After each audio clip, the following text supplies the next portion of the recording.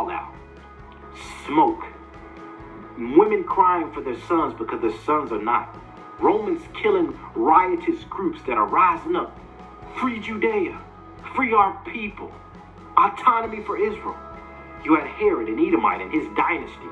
Herod's ruling, killing any potential threat, any potential Messiah. Then you had the Pharisees and the Sadducees that we learn from Josephus are not Jews by birth. No. Brothers and sisters, they are there. We are not lost. We are scattered. We are original Hebrew. Let's go! All praises be to the Most High God. Yeah, I say it. Right? Now look at these. I'm telling you, I gotta show y'all. A picture speaks 1,000 words. Just look for yourself.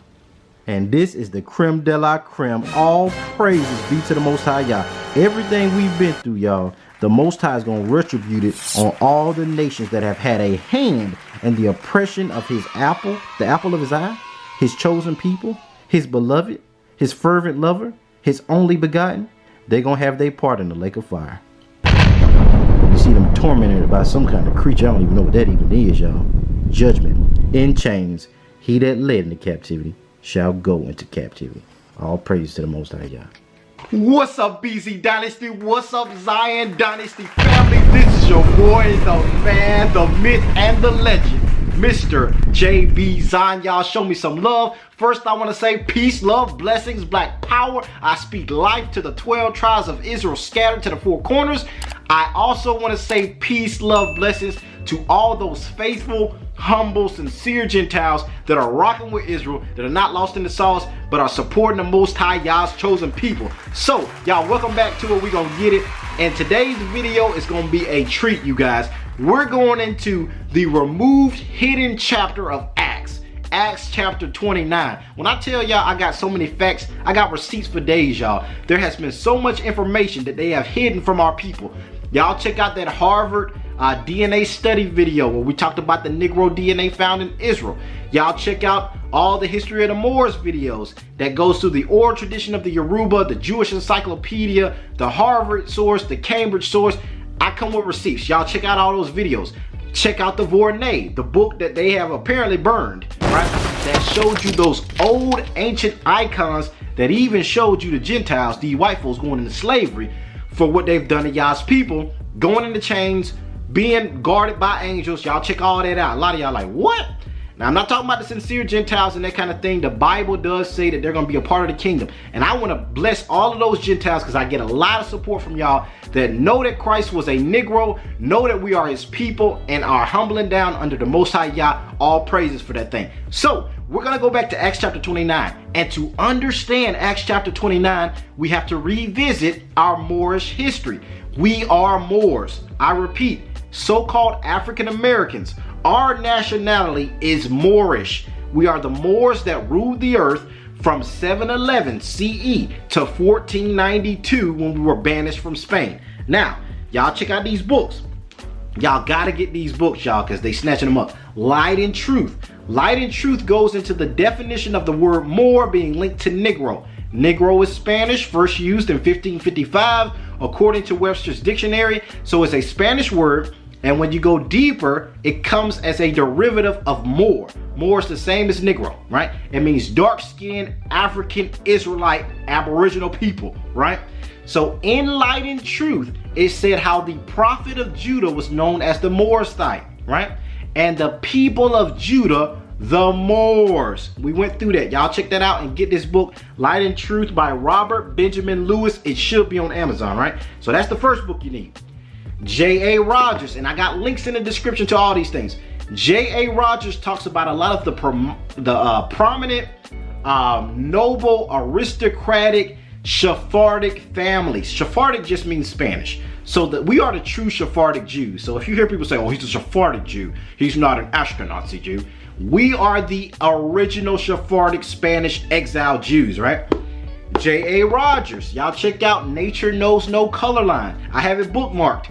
It talks about these aristocratic Yaya Negro, Isaac Abarbanel, Mendez, Sephardic Black Negro Jewish families. Y'all get that book as well. And we talked about, now check this out. We talked about the textbook of the origin of the colored people. It goes into the black Portuguese that were planted in Africa after they were banished by King Manuel, and they were blacker than the Africans. Not just that, but it says that the original colony of Jews out of Judea are black. 1800s. That's what you got to go for these books. Y'all check this out. This is on Amazon. I got the link in the description. Also, heresy during the heresy in the politics of the community, the Jews of the Fatimid Caliphate. This goes into Nasi, which was a princely title to these aristocrat Sephardic families. It talks a lot about their African relations, the Moroccan families that were a part of these families, the David family that interacted with these families. They were all one family from Iberia through the Gibraltar Straits to the Maghreb Moroccan region. These were all the indigenous Ephraim Jewish Yahudim people, the Nasi pedigrees, right? Y'all get that book as well. The Book of the Tradition is on Amazon. It goes into Kabbalah, which is some deep stuff, y'all. I wouldn't, don't get bugged out with all this stuff. But basically, it talks about the David family that lived in Morocco. It goes through a lot of that history of how our people had to blend in, how we had to survive the Moors, survive the Christians. So that's why I got it. It does give you a lot of that history, right? And how we got banished from Spain because of the Inquisition, when our people were persecuted. If we got caught naming our kids Hebrew names, keeping the Day of Atonement, keeping the Shabbat, telling people we didn't eat pork, our people caught hell for that thing by the Christian church. By these European Edomite Christians, they made it hell for our people to keep Torah. Into the point where in 1492, the Christians said, we tired of y'all, get out, right? First they said we could stay there in peace, then they just switched up, Queen Isabella. And that's how we ended up in Africa. Henry Gratz, who is the premier scholar on Jewry, he has a 6-volume collection. I think it's 10, but I found a 6th volume on Amazon. He talks about so many Jews. He says that the northern coast of Africa was filled with black Jews everywhere, right? Them Ish people try to say that they took those Moroccan Jews to the land of Israel, but we know they didn't do that thing. They probably took about 10 of them and they persecuted them and give them PP drinking water. We just know how they get down, y'all, because the Beta Israel catch hell, even though they had 3 separate airlifts to take the Beta Israel of Ethiopia into. We know they're discriminated against. They live in projects and ghettos. It's the biggest pot show there is, right? So also, the Critical Annals of Literature, this is another old book, talks about how King John II banished these Negro Jews to Africa, and how even the Negroes themselves despised one another, because you had black Portuguese that were planted there that were really Christians to corrupt the other Israelites. So you had these Moriscos, Marranos, and then those that escaped into Africa, those that were wealthy that went into Africa, but all of these are the same people. This is where our people started a lot of beef in Africa, and you actually had Hebrews that sold other Hebrews. Yes, you had Hamites that sold Hebrews, but you had niggas that sold other niggas. I'm gonna keep it straight. We get down like that, all right? And that's why we've been suffering ever since, because we've not learned how to love one another and come together. I know that was extreme persecution, but we gotta learn from history, y'all. So now I'm gonna show you that clip of Acts chapter 29. You guys, the Seafarer Bible is amazing. If you don't have it, get it. And I'm trying to tell y'all, a lot of these books were hidden from us. A lot of people say, oh, the Hebrew Israelites use the Apocrypha. Man, get y'all an Apocrypha for like $5, man. Get you one of these. Because a lot of this history, if you look at the church fathers, they removed Maccabees out of the Bible, not because it wasn't historically accurate. Understand, it was because it was so on history that they felt that it deprived from spirituality. Now that's white folks' way of saying we didn't want y'all to know who he was, because it goes into the history of Alexander the Great, the Greco-Roman Empire, the Hellenization process where our people couldn't keep Torah. Y'all got to get an Apocrypha, get you a Seafarer if you can. So now I'm gonna show y'all that clip, and with that I'm gonna end out. Peace, love, and blessings, y'all, and y'all stay tuned. All praises. Shalom, Zion Dynasty family. So you guys, we're about to go through the Seafarer a little bit. I'm thinking about doing a video to kind of explain different Bible editions, compare some of the ones that I've bought over time, and kind of, if you guys are still looking for that go-to Bible that you have, I'm gonna do a video on that. But I did want to look at the Seafarer a little bit. The Seafarer, if I had to pick one Bible edition that's just the GOAT, I would go with the Seafarer. The Seafarer has all the apocryphal text, and it also has other hidden text that were a part of the original canons, and it goes through the history of why these books were removed. It gives you the dates, it gives you the popes, it gives you everybody, right? To let you know that for the most part, these books were removed because they were deemed too historical for the most part. So as you guys can see, that's my little brown book right there. And in that book, you guys, I keep I have the records of my 4 great-great-great-grandfather who was a slave, the tribe that he came from, going back to the Yoruba people. I did some digging into that. I also keep records of all my DNA research, all my DNA, my African ancestry, my lineage going all the way back to Spain. I have that documented. I recommend Israel. We getting in the last days, y'all.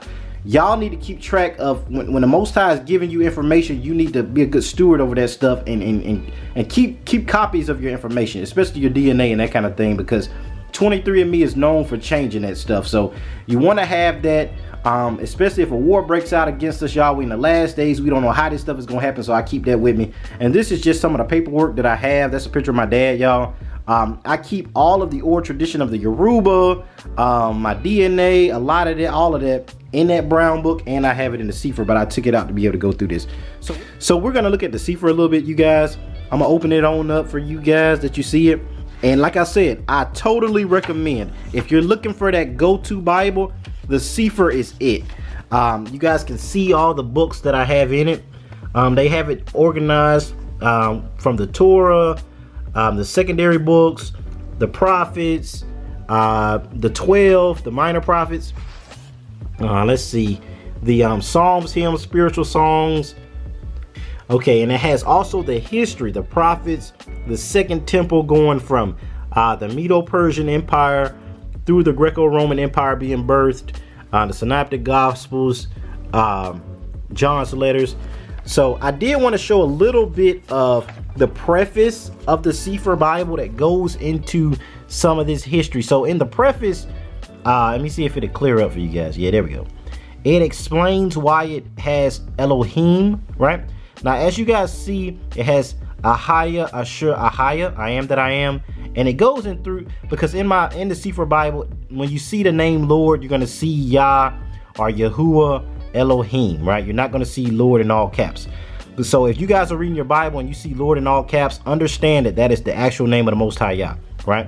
When you see Lord and ORD is lowercase, that is like Lord, Master, that kind of thing. So it goes into Bereshit. It goes into why the Seafarer uses Yahusha versus Yahushua. Yahushua, just to give you guys a little breakdown, is closer to he that equalizes, or he shall equalize, right?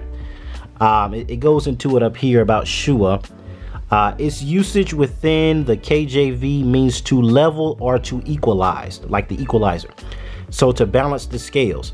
Now I also like Yahushua because it does show you that when Mashiach returns, he is going to balance the scales. He is going to level the table, if you will. He is going to retribute all of the wickedness that has been done to Yah, his people.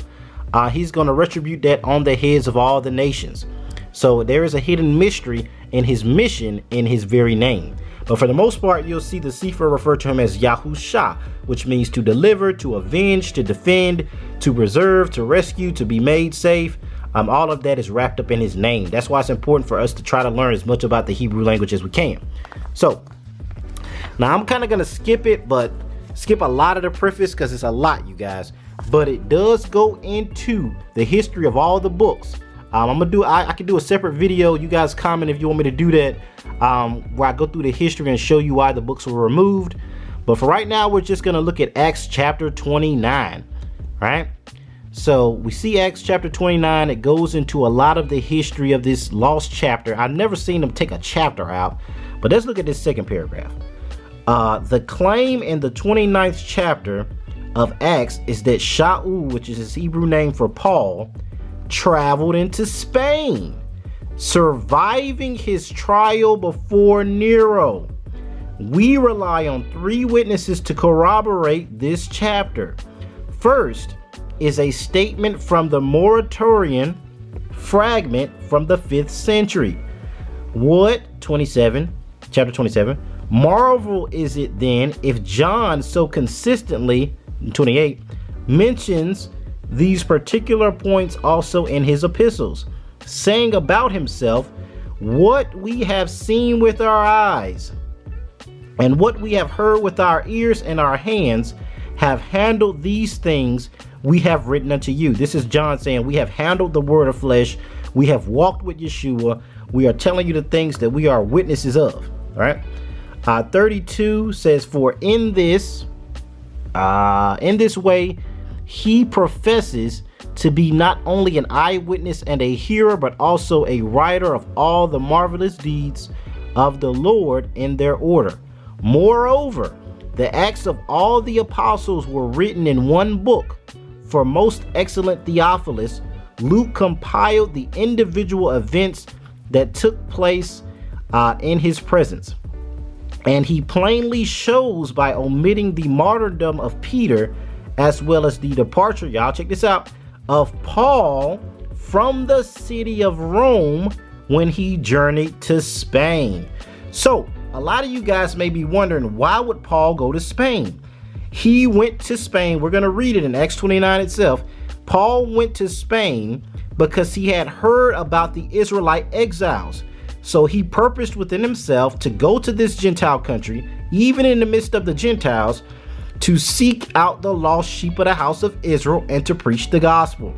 So let's read. Paul intended to travel into Spain. Consider his discussion in Romans 15. So even in the other epistles, we see Paul's heart was to go to Spain. But now, having no more place in these parts and having a great desire these many years to come unto you, whensoever I take my journey into Spain, I will come to you, for I trust to see you in my journey and to be brought on my way thitherward by you, if first I be somewhat filled with your company. So you got to understand, guys, Paul is interacting with a lot of different Israelites, and he's getting letters requesting him to come see them, come see about the diaspora, come fellowship with them. So you guys got to understand, when our people were in exile, a lot of us found out we were Israel, but it's a lonely journey. A lot of y'all know this. It's a lonely journey, and a lot of our forefathers that were keeping Sabbath and doing all these, practicing Torah in the lands of our captivity, we desired the fellowship. So when they heard about how mighty Paul was, they wanted Paul to visit them. So this corroborates that Paul was sent to the lost sheep of house of Israel, just like Yeshua's mission was. All right. So now let's see what else is on here. Finally, the third witness is found in Acts 28. So even if you don't have a Seafarer, even if you don't have access to Acts 29, Acts 28 does drop that nugget, which, unlike the other scriptures of the New Testament, does not end with the resounding amen. Oh, so it's almost like Acts 29 was cut off, or Acts 28 was cut in half, right? This difficulty is cured with the addition of the 29th chapter. The most interesting correction in the text, however, is the correction made in Revelation, right? 13 verse 8, which restores the original Greek letters to what has been interpreted for the last 400 years as 666. So, and I ain't gonna get into that part, but it goes into the Seafarer, where they get all of that stuff from, y'all. This Seafarer Bible is amazing. I mean, it does make a lot of corrections and bases a lot of its corrections on the original Hebrew, the original Greek. So you guys get that. But I just wanted to look at Acts chapter 29, and we're gonna read that, you guys. We're gonna go through that. If I can get this open nice and good for you guys to see, and I hope you guys are able to follow along with me. I didn't know a better way. I kind of got it on the floor so I can kind of get a good angle of it with the camera. But in Acts chapter 29, it reads, "And Paul, full of the blessings of Hamashiach, the Messiah, and abounding in the Ruach HaKadosh, which is the Holy Spirit, departed out of Rome, determining to go into Spain. He knew about the Yaya Negroes, the Abarbanels, the Mendez, the Dahoudi family, all of these Iberian, Moroccan, indigenous Sephardic Israelites. It's amazing, y'all, that history, that is the Bible, was about to meet our present history, that is African Americans, because our forefathers, for the most part, came from these Sephardic Israelites. That's where the word Negro, that's why Negro is Spanish, because when we were banished in 1492, that's how Christopher Columbus got licensed from King Ferdinand and Queen Isabella to be able to engage in the slave trade, because they had a monopoly on it. I'm talking about Spain. Spain had a monopoly on the slave trade because they knew they just banished all of these Moorish Israelites. Somewhere between 400 to 800,000 were refugees, our people. And they went into Africa, but Spain knew about it. So they said, we're going to make money off these Negroes, these Spanish Yaya Israelites. And we're going to make every European country have to go through Portugal, go through Spain to get licensed to be able to get these people as slaves. The wandering Jews of Africa, like we saw in the White House memorandum to President Nixon about the Igbo. A lot of the Igbo are Sephardic Israelites. So he departed Rome, and he was determined to go into Spain, for he had long purposed to journey there, and was minded also to go from there to Britain. Our people were living in Europe during this time period. There were a lot of Sephardic Israelites that were in Europe until when Christianity grew in Europe, when the alliances were made among the Catholic Church and these different European rulers. Our people were forced deeper down into Africa, right? And there are different periods where our people were banished out of Britain, banished out of France, then banished out of Spain, and ended up in West Africa. But that's a lot of history, you guys. Y'all check out some of the Moors videos. For he had heard, now this is the reason why he wanted to go to Spain. He had heard in Phoenicia that certain of the children of Israel, about the time of the captivity in the land of Ashur. Ashur is Assyria. So about the time of the end of the captivity in the land of Assyria, they had escaped. This is Derek Lang. This stuff is so powerful, y'all. Derek Lang even attests to this, that the Yoruba's oral tradition was when the Assyrian Empire fell, they migrated northward, southward, through Ethiopia, through northern Africa, and they settled Iberia or Spain. And they had escaped by the sea to the islands afar off. Now that gets into some American stuff and some other Moorish history. As spoken by the prophets and called by the Romans Britain. And Yah commanded the gospel to be preached far hence to these other countries, these other people, and to the lost sheep of the house of Israel. So Paul is intending to go to Spain because he knew that Israel had been banished, or Israel had escaped to these different countries. So he was going to preach the gospel among these other nations to target the children of Israel. So with that, y'all, I just want to drop that nugget. I think I've read verse 3, to the lost sheep of the house of Israel. And no man hindered Paul, for he testified boldly of Yah before the tribunes and among the people. And he took with him certain of his brethren, which abode with him at Rome. And they took ships at Ostium, and have the winds fair, were brought safely into a haven in Spain. So Paul the apostle went where the diaspora was at. He had received letters from different Israelites in the diaspora, and that was his mission. Paul's mission was Christ's mission. Matthew 15:24. I am not sent but unto the lost sheep of the house of Israel. So I hope you guys got something out of that. If you guys ever get to check out a Seafarer Bible, seafarer.net, you guys, it is an investment that will change your life. I use this as my family Bible. I have our marriage certificate in this, our legal court change of name. When we changed our name, I might do a video on going through that process for Israel that's trying to legally go ahead and we don't trust in Babylon's system anyway, y'all, but we just did it so that we could be able to, we don't want to have no flare-ups with them trying to use no government name that ain't Israel, right? And Isaiah 45 goes into that taking place where a lot of Israel would subscribe their name back into the Most High. So I keep all of that documentation, the ultrasounds, all of that in our family Seafarer. And I take it with me everywhere I go, along with my genealogy book. But yeah, you guys, Acts 29, this corroborates our Moorish Israelite history. We were in Iberia, right? We were in Muslim Spain. We are those Yaya Negro descendants. And this is where the Apostle Paul was going. History was meeting our history. Our Israelite history was coming full circle. And this chapter corroborates it. So I hope you guys got something out of it. Peace, love, blessings, and black power to the chosen race of the Most High Yah, Yoruba, B'nai Ephraim of the tribe of Joseph. I love you all with the love of the Messiah. Shalom.